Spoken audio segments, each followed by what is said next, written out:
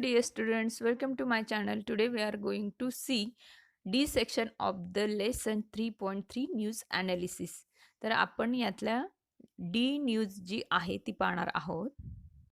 तर विद्यार्थी मित्रांनो, तुम्ही इथं एक गोष्ट लक्षात घ्यायची आहे की न्यूज ए, बी आणि सी ऑलरेडी मी आपल्या व्हिडिओमध्ये कव्हर केलेल्या आहेत आणि त्या तिघही न्यूजवर आधारित जे क्वेश्चन्स आणि आन्सर्स आहेत ते आपल्या व्हिडिओमध्ये दिलेले आहेत. आता आपण नेक्स्ट डी ही न्यूज पाहणार आहोत. Quick cure for all elements. सर्व अशा आजारांवर तात्काळ इलाज. ओके. स्टाफ रिपोर्टर म्हणजेच त्या तिथल्या वार्ताहराने ही बातमी दिली आणि त्या गावाचं नाव आहे Kavathe. Hundreds of people flock every hour to Ralewadi. इथं राळेवाडी असं त्या गावाचं नाव आहे. A tiny settlement near Ambegaon. तर आंबेगावजवळ एक छोटंसं असं गाव आहे ज्याला राळेवाडी असं म्हटलं जातं आणि तिथं भरपूर असे लोकं, हंड्रेड्स ऑफ पीपल, शेकडो लोकं ग्रुपने, फ्लॉकने तिथं जमा होत आहेत, येत आहेत. They wait in a long winding queues in the hot sun to get a special powder from Miri Baba who claims that it cures all sorts of diseases.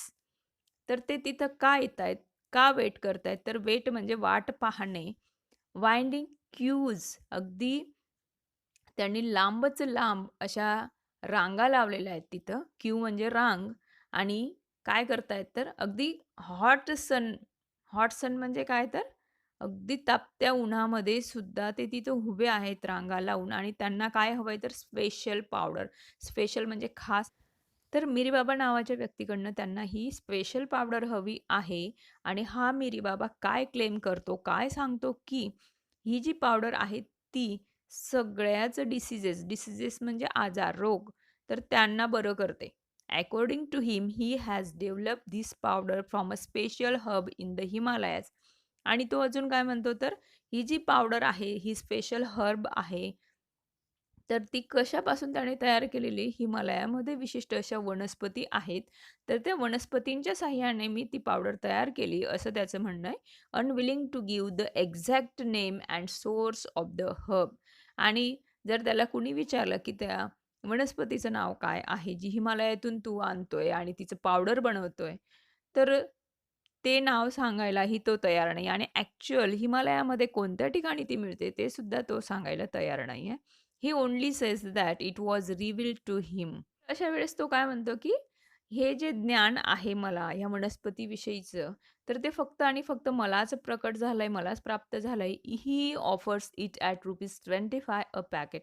आणि एक पॅकेट तो कितीला विकतोय त्या पावडरचं? 25 म्हणजे ₹25 तो विकतोय. Each packet is specially blessed by हिम.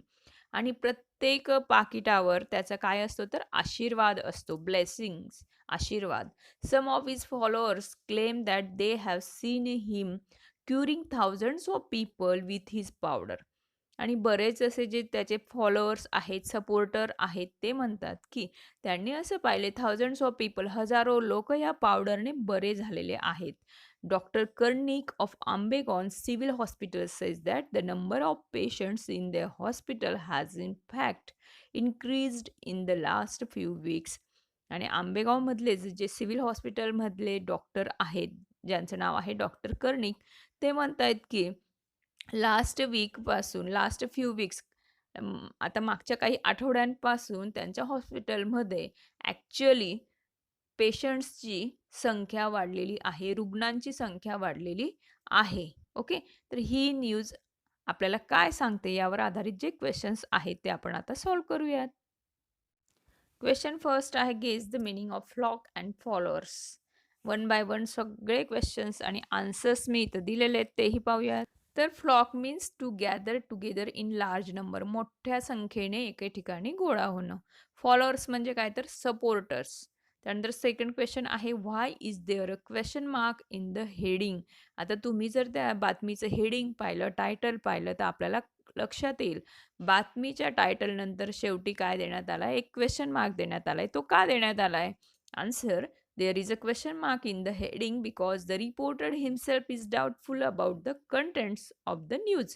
तर ही जी बातमी आहे, मिरीबाबा खरोखरच त्या रुग्णांना बरं करतो का? प्रत्येक आजारावर त्याच्याकडे इलाज आहे का? तर हे जे कंटेंट आहे, तर याच्याविषयीच ह्या वार्ताहराला काय आहे? डाऊट आहे, शंका आहे. त्यानंतर थर्ड क्वेश्चन पहा, "which part of the news is reliable?" म्हणजे ह्या बातमीतला कोणता पार्ट, कोणता भाग हा विश्वसनीय आहे? त्यानंतर "which part may not be reliable?" आणि ह्याच बातमीचा कोणता असा भाग आहे, की जो रिलायबल नाही आहे? त्यानंतर "how do we learn that?" आणि आपल्याला ते कसं लक्षात येतं, की हा पार्ट रिलायबल आहे, हा नाही आहे? तर त्याचा आन्सर पहा, "the reliable part of the news is many people go to take special powder from Miri Baba to cure their diseases and but Miri Baba's special herbal powder cures all sorts of diseases not be reliable news. These come to know from Dr. Kernick's statement that the number of patients has increased in the last few weeks. तर आपल्याला ते कसं लक्षात आलेलं आहे, जेव्हा doctor कर्णिकांनी सांगितलं, की शेवटच्या काही आठवड्यांपासून भरपूर असे पेशंट्सची संख्या त्यांच्या हॉस्पिटलमध्ये वाढली आहे, यावरून आपल्याला लक्षात येतंय, की हे मिरी बाबा काय आहे, तर हे प्रकरण ते अविश्वसनीय आहे. Okay. Question number fourth, will मिरी बाबा and his followers like this news? तर जे मिरी बाबा आहेत, त्यांचे जे काही फॉलोअर्स आहेत, यांना ही न्यूज आवडेल का?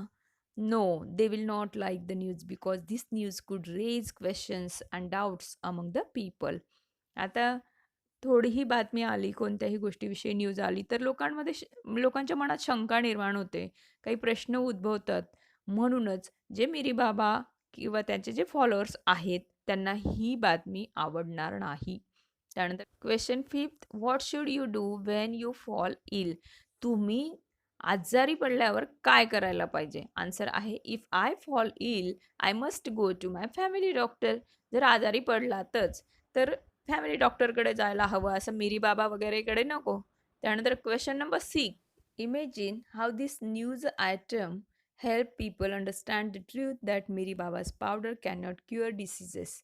आता कल्पना करा, की ही जी बातमी आहे ती लोकांना कशा पद्धतीने सत्य सांगेन आणि त्याचबरोबर कोणतं सत्य, तर मिरी बाबांचं जे पावडर आहे ते काही कोणतेही आजार बरे वगैरे करत नाही. Write the story about it in short. याविषयी तुम्ही एक छोटीशी स्टोरी तयार करायची आहे, गोष्ट तयार करायची इन युअर मदर टंग. पण ती कशात, तर मदर टंगमध्ये, मातृभाषेत म्हणजेच मराठीत. आन्सर पहा, ही बातमी माहिती पडल्यानंतर काही सुशिक्षित लोकांनी याविषयी मागोवा घेतला. तेव्हा त्यांना काही गोष्टी माहिती पडल्या, जसं ते पावडर ग्लुकोज पावडर आहे. तेव्हा ह्या लोकांनी तेथे जमलेल्या लोकांसमोर मिरी बाबाला सत्य कबूल करण्यास भाग पाडले. मिरी बाबाने कबूल केले, की पैसे कमवण्यासाठी लोकांना त्याने फसवले. Now let us see English workshop. English वर्कशॉपमध्ये खूप छोटासा एकच क्वेश्चन देण्यात आला आहे. तोही आपण याच व्हिडिओमध्ये पाहून घेऊयात. Write your own impressions about the news items given in A, B, C and D in the table below. तर आपल्याला ह्या ज्या काही 4 न्यूज देण्यात आल्या होत्या ए, बी, सी, डी. तर यावर आधारित तुमचं मत इथं व्यक्त करायचं आहे. आता फॉर एक्झाम्पल, गुड न्यूज और बॅड न्यूज. ए ही कशा प्रकारची न्यूज होती? गुड न्यूज होती की बॅड न्यूज होती? आणि आपल्याला माहिती आहे ए न्यूज कोणती होती, तर परीक्षागृहामध्ये बंद बुटांना मनाई. तर ही जी न्यूज होती ती गुड न्यूज होती, म्हणजे त्यात वाईट असं काही नव्हतं. त्यांचे रूल्स रेग्युलेशन त्यांनी सांगितले होते. म्हणून गुड न्यूज होती, त्याचबरोबर ती रिलायबल होती, विश्वसनीय होती आणि इंटरेस्टिंग सुद्धा होती. बऱ्याच लोकांना त्याविषयी कुतूहल होतं, की काय-काय आपल्याला यूज करता येईल, शूज वापरता येणार नाही, त्यानंतर पेनसुद्धा नेता येणार नाही. म्हणून इंटरेस्टिंग होतं. त्यानंतर बी ही जी न्यूज होती, ज्यात ऋतिकाने तिच्या अभिनयातून निवृत्ती घेतली होती. तर बॅड न्यूज होती. तिचे जे चाहते होते त्यांच्यासाठी आणि अशी जनरली सुद्धा. म्हणून तिथं बॅड न्यूज मी लिहिलंय. त्यानंतर ती रिलायबल होती आणि इंटरेस्टिंग सुद्धा. त्यानंतर सी न्यूज जी होती, की इतिहासामध्ये कसा काळ होता, तर महाभयंकर काळ.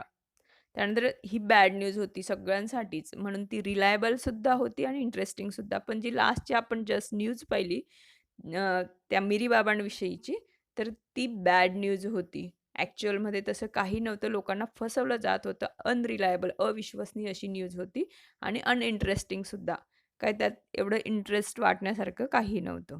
तर विद्यार्थी मित्रांनो, आपण इंग्लिश वर्कशॉपसुद्धा पाहिलं आहे आणि तुम्हाला जर माझी व्हिडिओ आवडली असेल, तर व्हिडिओला लाईक करा, फ्रेंड्ससोबत ती शेअर करा. त्याचबरोबर तुम्ही जर चॅनलवर न्यू असाल, तर चॅनललाही सबस्क्राईब करा. Okay, thank you.